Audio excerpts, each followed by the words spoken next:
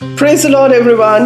परमेश्वर का बहुत बहुत धन्यवाद एक बार फिर से हम सबों को इस प्लेटफॉर्म पर जोड़ने के लिए, मिलाने के लिए। और इट्स ऑलवेज अ जॉय। हमेशा बड़ी अच्छी बात होती है, बड़ी आनंद की बात होती है कि हम सब परमेश्वर के वचन को सुनने के लिए अलग अलग देशों से, अलग अलग शहरों से इकट्ठे हो सकते हैं। सो आज इस टॉपिक के ऊपर हम बात करेंगे कि एक्चुअली फास्टिंग कब जरूरी होती है और फास्टिंग कब हमारी जिंदगी में एक अद्भुत रीति से डिफरेंस को, चेंज को लेकर आती है। ऐसे साइंस हैं जहां आपको पता चल जाएगा, ऐसी सिचुएशंस हैं जहां पर आपको पता चल जाएगा कि आपको फास्टिंग में जाना बहुत बहुत जरूरी है। फास्टिंग एक्चुअली भी जरूरी है क्योंकि जब हम उपवास की बात करते हैं और रोजों की बात करते हैं तो उसके साथ परमेश्वर की पावर उतरती है और उस पावर के साथ चेन्स टूटती हैं, उस पावर के साथ डिलीवरेंसेस होती हैं, उस पावर के साथ परमेश्वर की ओर से नए दरवाजे खुलते हैं जो अभी तक हमने खुलते हुए नहीं देखे थे। सो फास्टिंग के साथ बहुत कुछ होता है और जैसे सांसारिक रीति में, जैसे वर्ल्ड की रीति में सीजन्स बदलते हैं, वैसे ही आप अमेज्ड हो जाएंगे जानकर कि फास्टिंग के साथ भी आप सीजन्स को बदलते हुए देख सकते हैं।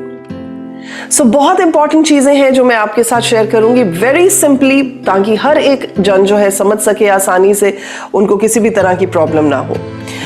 मैथ्यू 6:16 में जब आप पढ़ते हैं, 6:16 में मत्ती रचित सुसमाचार में जब आप पढ़ते हैं तो वहां लिखा है जब तुम उपवास करो, जब तुम फास्टिंग पे जाओ तो लिखा है कपटियों की तरह ना करो, मुंह पे उदासी नहीं होनी चाहिए, आपकी मुंह बनाए हुए नहीं होना चाहिए कि लोगों को पता चल जाए कि आप रोजों पे है। पर आपको जब फास्टिंग पर आप जाते हैं, परमेश्वर का वचन कहता है कि आपकी फास्टिंग ऐसी होनी चाहिए जो आप में और परमेश्वर में गुप्त होनी चाहिए, सीक्रेट होनी चाहिए। सो फास्टिंग पे जाना जरूरी होता है, तभी लिखे जब आप फास्ट करें, when you fast, that means fasting is important। यहूदी कल्चर में भी फास्टिंग बड़ी इंपॉर्टेंट होती थी और अगर आप मेडिकल तरीके से देखें तो वो भी फास्टिंग बड़ी इंपॉर्टेंट होती है। आजकल साइंटिफिकली भी प्रूवन है कि अगर आप अच्छी हेल्थ चाहते हैं तो आपको हफ्ते में एक बार फास्ट करना चाहिए, अपने बॉडी को डिटॉक्स करने का मौका मिलना चाहिए। So I am not going to just talk about हमारे हेल्थ बेनिफिट्स के बारे में, but I am going to talk about the spiritual health benefits, कि हमें आत्मिक रीति से सेहतमंद होने के लिए फास्टिंग की जरूरत क्यों है। सबसे पहली चीज, जब आप ओल्ड टेस्टामेंट और न्यू टेस्टामेंट में देखते हैं, जिस भी जन ने फास्टिंग करी वो किसी एक स्पेसिफिक पर्पस के साथ करी। कई बार लोग हमें कहते हैं पास्टर जी हमारे लिए ना प्रार्थना करना, बिकॉज हम फास्टिंग पर हैं। तो मैं पूछ लेती हूँ फास्टिंग किस चीज के लिए? वो ना ऐसे ही रख ली फास्टिंग। तो मैं कहती हूँ फास्टिंग ऐसे नहीं रखी जाती है, फास्टिंग किसी पर्पस से रखी जाती है।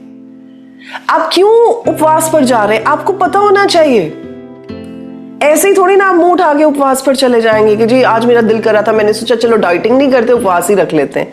उपवास की एक रीजन होती है और वो रीजंस आज मैं आपको बताऊंगी। उन 4 में से एक रीजन तो होनी ही चाहिए जब भी आप उपवास पे जाएं। सो बेमकसद बेमायने फास्टिंग पे ना जाएं कि अच्छा ऐसे ही लग रहा था, मैंने सोचा चल ऐसे ही चले जाएं। ऐसे ही फास्टिंग पर मत जाएं, लेकिन अपने फास्ट को, अपने उपवास को एक असाइनमेंट दें ताकि वो आपको स्पिरिचुअली शार्प कर सके। हमें समझ आ रही है? तो जब आप फास्टिंग पे जाते हैं, I will tell you the science कि आपको फास्टिंग में जाने की कब जरूरत होती है। बट जब आप फास्टिंग पे जाए एक काम जरूर करें, लाजमी करें, और वो ये है कि अगर आपके मन में कोई सवाल है, अगर आपके मन में कोई टॉपिक्स हैं, अगर आपके मन में कोई बात है जिसके लिए आपको परमेश्वर का रूह एनकरेज कर रहा है कि आप उपवास करें, तो आप उन पॉइंट्स को लिख लीजिए जिन पर आपने प्रार्थना करनी है, जिनके लिए आप फास्ट पर जा रहे हैं। दूसरी चीज, जब भी आप फास्टिंग पर जाते हैं आपको पता होना चाहिए आप कितने दिन के फास्टिंग पर जा रहे हैं। ये नहीं कि आपने शुरू किया, अच्छा चल 1 दिन की फास्ट रख लेते हैं, फिर आपने बोला 1 दिन तो रख लिया, चल एक काम करते हैं 2 दिन और रख के 3 दिन ही कर लेते हैं, और 3 दिन का रखा चल अब 7 दिन ही रख लेते हैं, 7 दिन का रखा चल अब एक काम करते हैं 12 दिन का रख लेते हैं। ये this is not fasting. Fasting is never indecisive. वो कभी भी ऐसा नहीं होता कि आप सोच ही नहीं पाए, आपको पता ही नहीं, आप कंफ्यूज्ड थे तो आप फास्ट पर चले गए। It's not because of that. आपको पता होना चाहिए स्पेसिफिकली कि जी मैं इतने दिन उपवास पर जा रहा हूं, मैं 1 दिन की फास्टिंग पर हूं, मैं 3 दिन की फास्टिंग पर हूं, मैं 7 दिन की फास्टिंग पर हूं, मैं 12 दिन की फास्टिंग पर हूं, मैं 21 दिन की फास्टिंग पर हूं, मैं 40 डेज की फास्टिंग पर हूं. You should know about it. कई लोग होते हैं वो कहते हैं जी हमने तो ओपन फास्टिंग रख ली. ये ओपन फास्टिंग कौन सी फास्टिंग होती है? ये कोई ओपन मैच थोड़ी है कि जी जितने ओवर्स हो गए, बाद में जब विकेट उड़ रही तो बैठ जाएंगे. It doesn't work like this. स्वर्ग का राज्य इग्नोरेंस में नहीं है. स्वर्ग का राज्य बड़े लॉ एंड ऑर्डर का राज्य है. सो हर चीज बड़ी स्पेसिफिक है, हर चीज बड़ी ऑर्गेनाइज्ड है. तो आप अनऑर्गेनाइज्ड तरीके से एक ऑर्गेनाइज्ड किंगडम में से ऑर्गेनाइज्ड आशीषों को नहीं ले सकते हैं. सो इसलिए यू शुड नो, 1, आपकी लिस्ट होनी चाहिए कि आप किस चीज के लिए उपवास रख रहे हैं. दूसरा, आपको पता होना चाहिए आप कितने दिन का उपवास रख रहे हैं. थर्ड, आपको पता होना चाहिए किस पर्पस के लिए आप फास्ट रख रहे हैं. ठीक है जी. जब मोसेस ने फास्टिंग की थी सिनै पर्वत पर, तो उसने इसलिए फास्टिंग की थी क्योंकि वो प्रभु से कमांडमेंट्स को पाना चाह रहा था. प्रभु ने उसको अलग किया था, फास्टिंग में उसको कंसेक्रेट किया था, यानी भीड़ से अलग करके ऊपर बुलाया था, पहाड़ की चोटी पर बुलाकर प्रभु उससे आमने सामने होकर बात करना चाहते थे. सो वो कमांडमेंट्स पाने से पहले फास्टिंग पर गया. प्रभु यीशु मसीह की अगर बात करें तो वो मिनिस्ट्री को शुरू करने से पहले फास्टिंग पर गए. There was a purpose. There was a purpose. उन्हें पता था मैं सेवकाई की शुरुआत कर रहा हूं, मेरी खिदमत का आगाज होने वाला है, इसलिए मुझे जो है सिर्फ दुआ की नहीं, इसलिए मुझे साथ में रोजों की भी जरूरत है ताकि मैं उसमें पावर ऐड कर सकूं. जब आप दानियल की बात करते हैं तो दानियल को परमेश्वर ने दर्शन दिखाए थे. He received some marvelous visions from the Lord. But वो उनकी रेवलेशन पाने के लिए फास्टिंग पर जाता है. रानी एस्थर की बात करें, उसको पता था कि वो फास्टिंग क्यों कर रही है. वो अपनी जाति को बचाना चाहती थी, वो इजराइल की नेशन को बचाना चाहती थी. She had a purpose, she had a plan कि मैं इसलिए फास्टिंग पर जा रही हूं. So she knew what she was doing.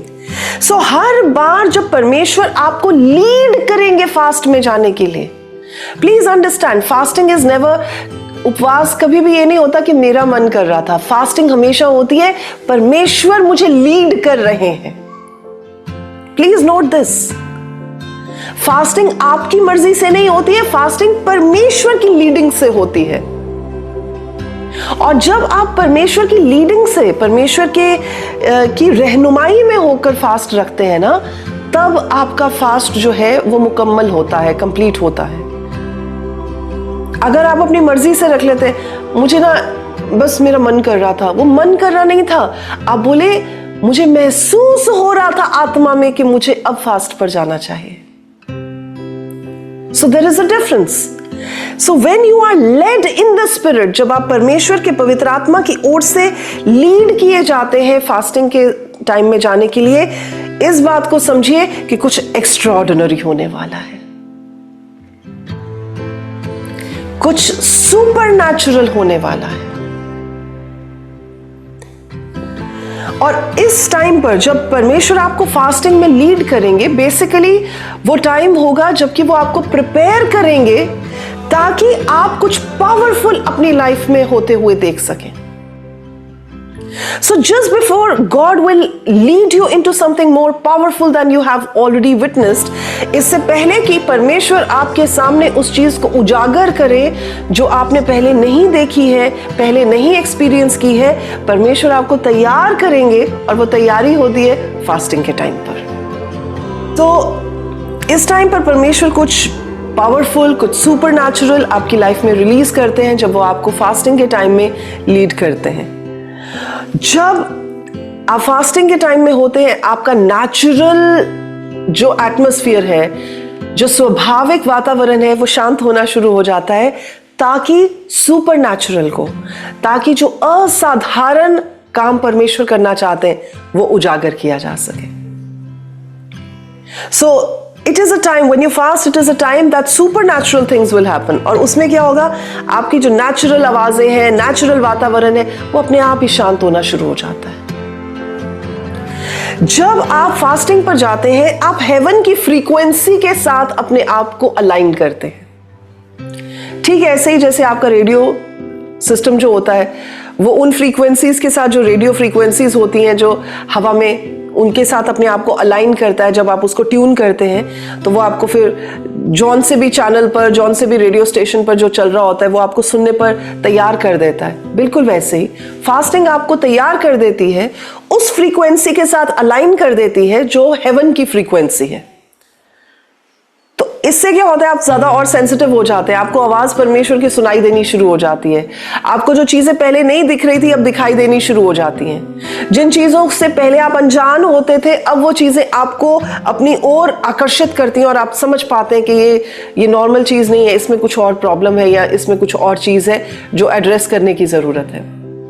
सो आपकी फ्रीक्वेंसी जो है वो परमेश्वर के साथ अलाइन हो जाती है, हेवन की फ्रीक्वेंसी के साथ अलाइन हो जाती है, और जो इम्पॉसिबल चीजें हैं वो पॉसिबल होती हुई दिखाई देती हैं। जब आप फास्टिंग पे जाते हैं ना, एक चीज जो मैंने नोटिस की है वो ये है कि आप फेथ में इतने बढ़ जाते हैं, आपका विश्वास एक अलग स्तर पर चला जाता है, और जो चीजें पहले सीमिंगली ऐसी लगती थी कि असंभव है, इम्पॉसिबल है, वो मुमकिन लगनी शुरू हो जाती है। कहीं ना कहीं एक फेथ जो है वो का एक नया लेवल डेवलप हो जाता है कि अब हो जाएगा, पता नहीं अंदर से लग रहा होता है हो जाएगा, ठीक हो जाएगा। वो तब होता है जब आप फास्टिंग पर